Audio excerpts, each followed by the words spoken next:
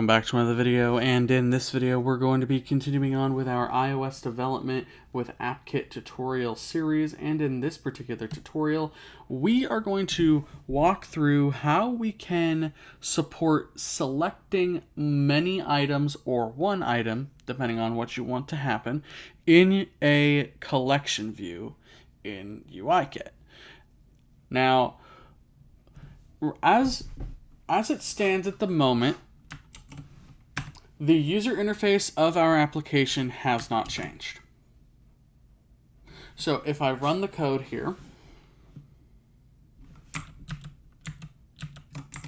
it's got to load and kind of do its thing, obviously. Right now we have a very simple collection view with a bunch of color swatches for the collection view items, laid out in a grid using UICollectionView flow layout.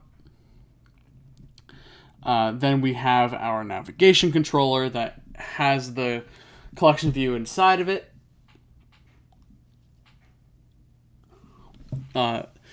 Inside of its main view controller or root view controller.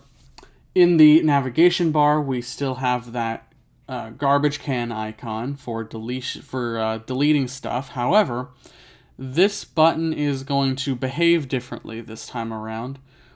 Whereas in the last video we had it delete the first item in the collection view, what we're going to do is we're going to have this button delete all the selected items in the collection view. Slightly different, right?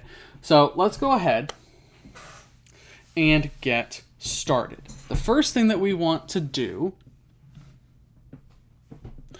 is we want, inside of our code here, we need to figure out, okay, what do we want the selection state to look like? Because you can customize the selection state of your items pretty much any way you like. The way that we're going to do this, though, is we're going to create a UI view for both the deselected and selected states. And each of these UI views are going to have their own background color to differentiate them. And we're going to make these the values of the background view and selected background view of our UI collection view cell. And then we're going to override two delegate methods to make sure that we set whether or not our cell is selected. And when we do that, UIKit will automatically determine which view to use as the cell's background. All right. I know that may have been a little bit confusing, but let's go ahead and go through this first so you can see exactly what I'm talking about. And then we'll run our code and we'll see what it actually looks like in practice. All right. So above where we call the set method of our cell, we need two UI views. Or better yet, what we could do is inside of our set method, we can configure that background view and selected background view here.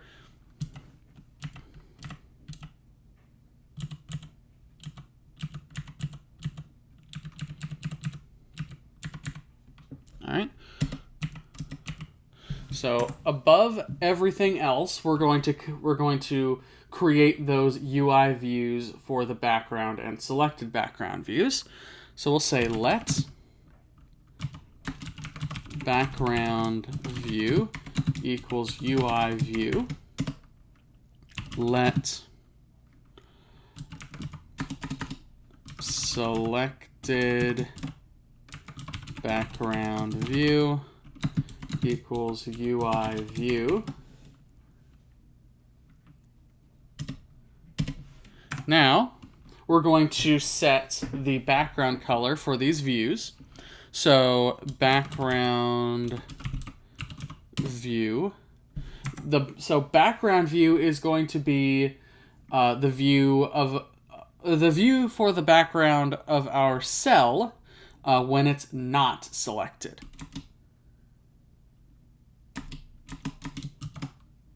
All right.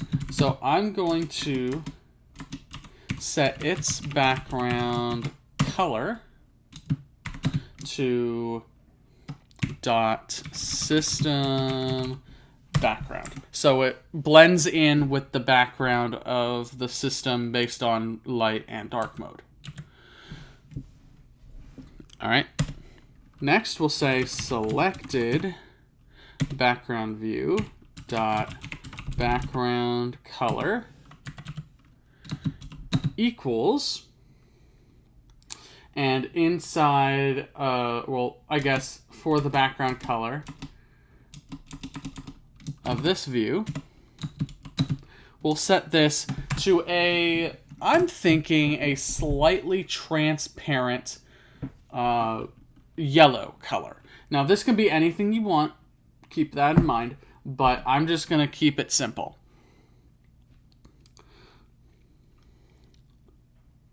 So I'm going to say UI color. I want color literal. So for the red, it's going to be 1. For the green, it's going to be 1 to make yellow. And then for blue, it's going to be 0. When we have 1 set for the red and green, that'll make a yellow color. And then we need the alpha channel. This will be 0. Let's say 5. So halfway between fully transparent and opaque. You could finagle around with this value to get precisely the value that you would like, but just keep in mind that this is for educational purposes. This is for demonstration purposes. You might not do this exact thing with your selection states.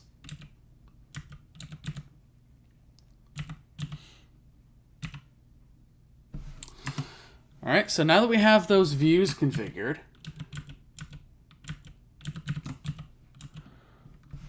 what we'll do next is let's go ahead and set the corner radius for these just so we're a little bit more consistent in terms of the styling. So we'll say background view dot layer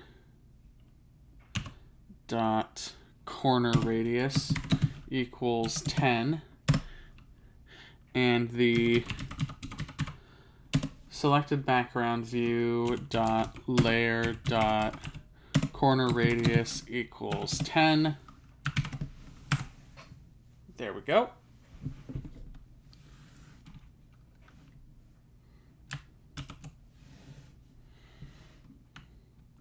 Now, the next thing we're going to do is we're going to say self dot selected background view equals selected background view, and then self dot background view equals background view, like that. So now the cell will know what views to use when it's selected or not selected for its background.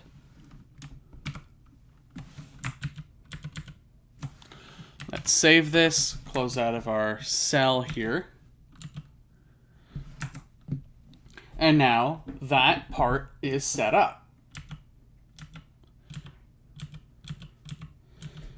The next thing we need to do is we need to set up a couple delegate methods. And the methods that we're going to set up are as follows. The first one is did select item at, or did select item, that, all that stuff, and then did deselect item at. So these delegate methods get called, as the name implies, when an item is selected and when an item is deselected. All right. So first one we're going to do is we're going to say did select item at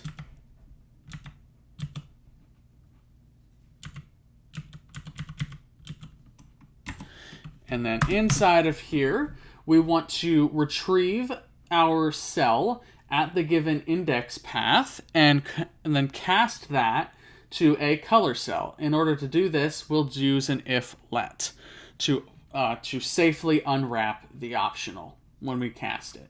So if let cell equals collection view dot cell for item at index path as question mark color cell.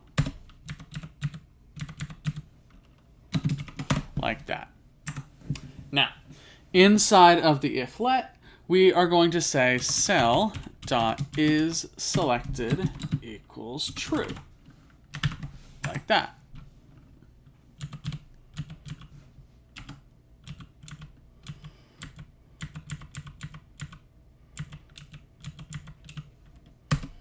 All right. Now, the next method that we're going to do is did deselect item at. So did deselect item at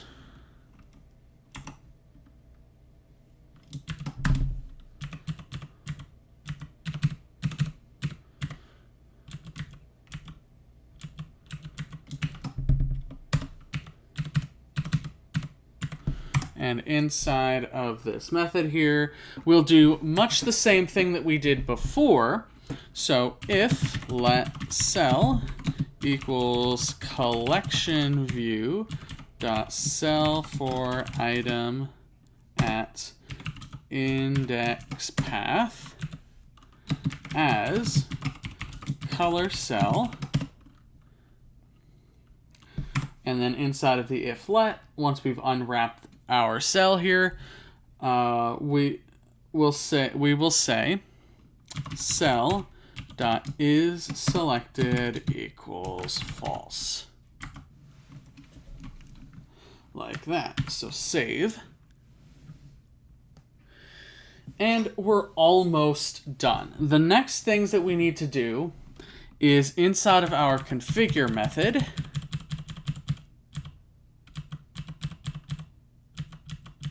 where we are configuring our collection view,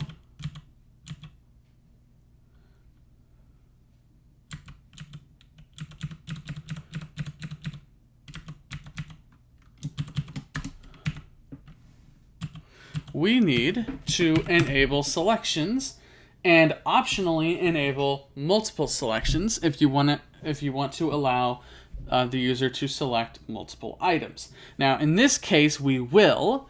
And to do this, we can say collection view dot allow selection equals true. Now our collection view supports selections. Next, to enable multiple selections, again, this is purely optional. We can say collection view dot allow multiple selection. We'll set that equal to true, like that.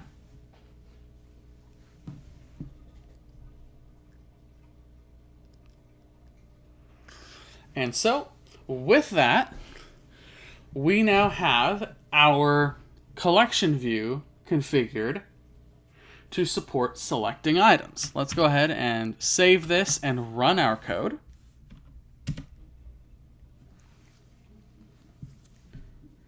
We have a successful build. Let's go into the collection view here.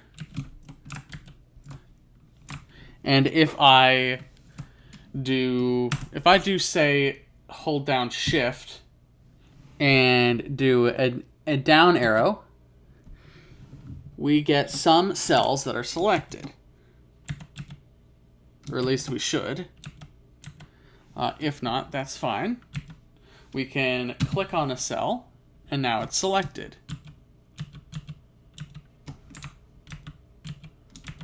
All right. And once that first item is selected, then you can do your shift down arrow kind of thing. All right, so right now we have 23 items selected according to VoiceOver. And inside of our collection view, you can see that slightly transparent yellow background indicating that the cell is indeed selected. And then you can see the plain system background for the cells that aren't selected. Now, how exactly then do we trigger a deletion of all of these items? Well, in order to do this, what we are going to do is go into our action method for our bar button item.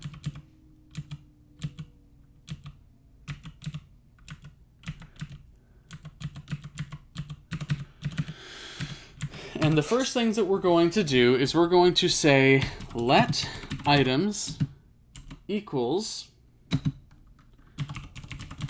collection view dot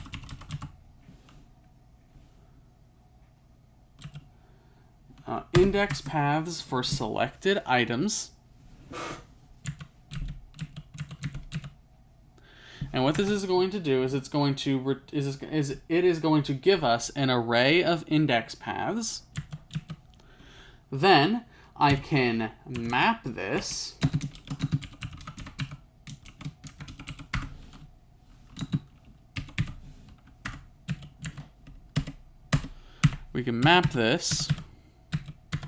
to be an array of colors, of UI color objects. So we can say return colors at index path dot row.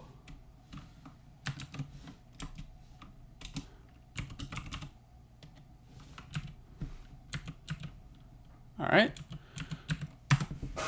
And then once we have our array of once we have that array, what we can do then is we could go through here and remove the specific UI color object. Now, if you wanted to, you could just say then items dot for each and then delete all of them that way. But what we could also do is just say colors dot map or collection view dot selected index paths, whatever, you know, that collection view dot selected index paths for selected items. And then we'll say dot for each color in. And then inside of our for each, we are going to say colors dot remove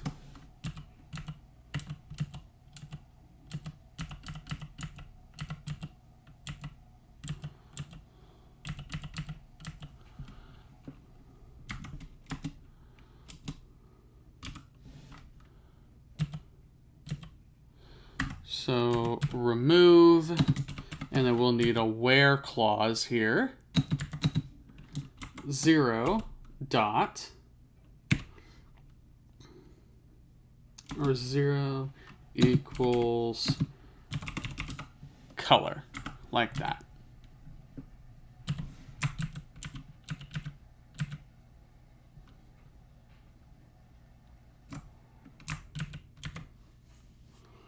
Okay. So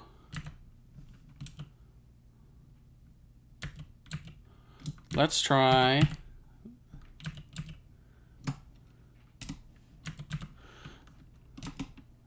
dot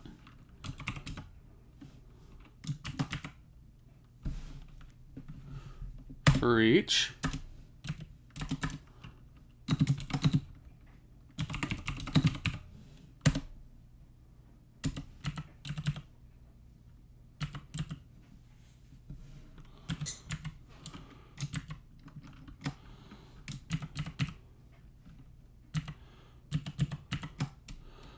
Or better yet, let's try and say if let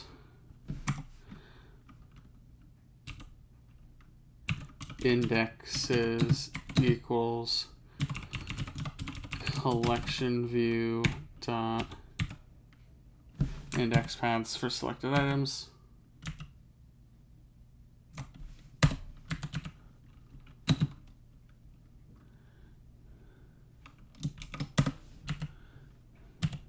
And then for that, well then, once we have that, we can then say indexes dot,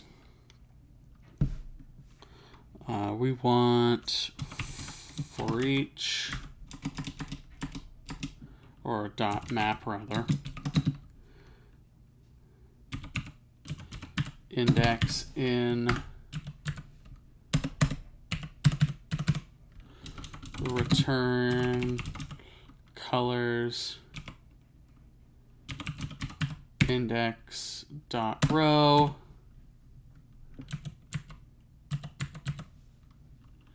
then for each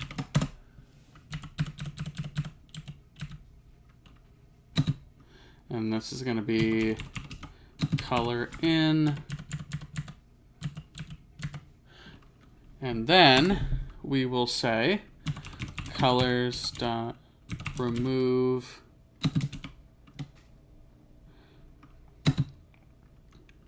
where we'll say C in, where C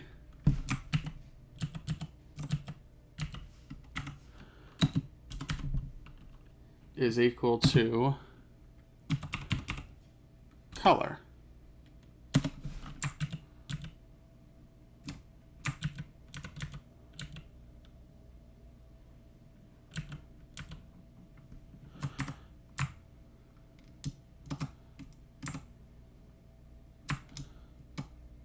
Okay, so what I'm going to do here then is we're going to go into the Issues Navigator.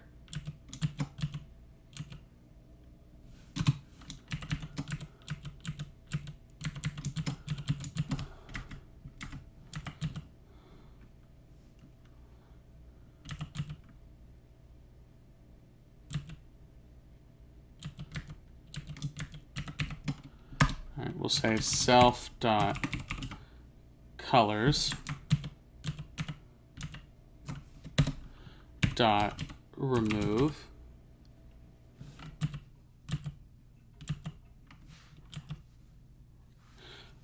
all where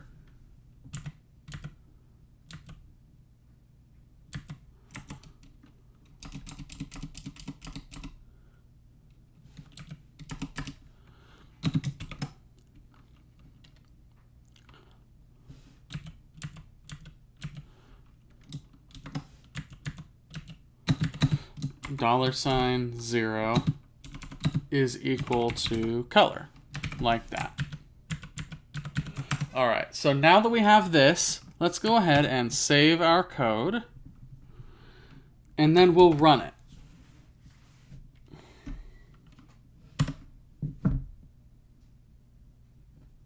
The keen-eyed among you will notice we forgot one thing. But let's go ahead and try to delete some items so we can see what exactly it is that we forgot.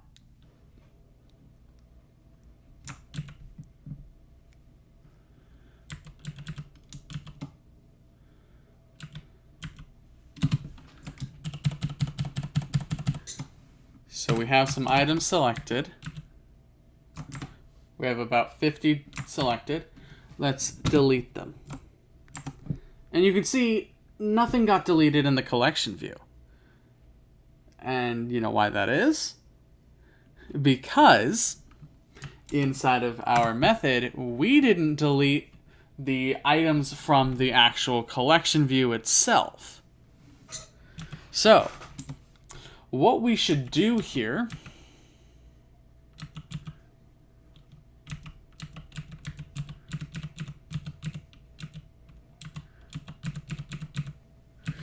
is we will say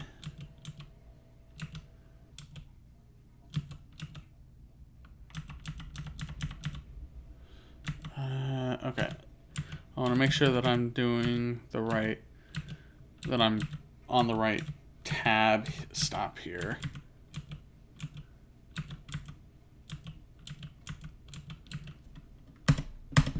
The next thing we need to do, after we've done our for each and deleted all the items from the array, we are going to say collection view dot delete items at an array of index paths, and we can just pass it indexes like that.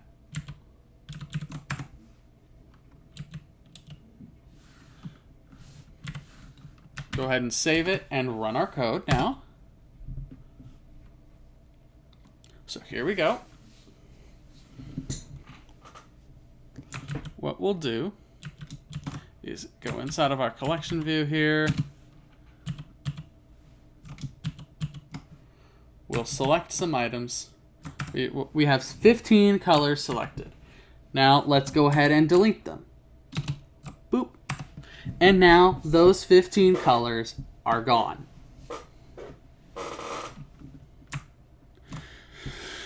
All right, so really that just about does it for how we can support selections in a collection view and how we can delete those selected items. I know that the delete method was a bit of a cluster blank this time around because it's a little bit different logic. You really have to actively think about how you do it.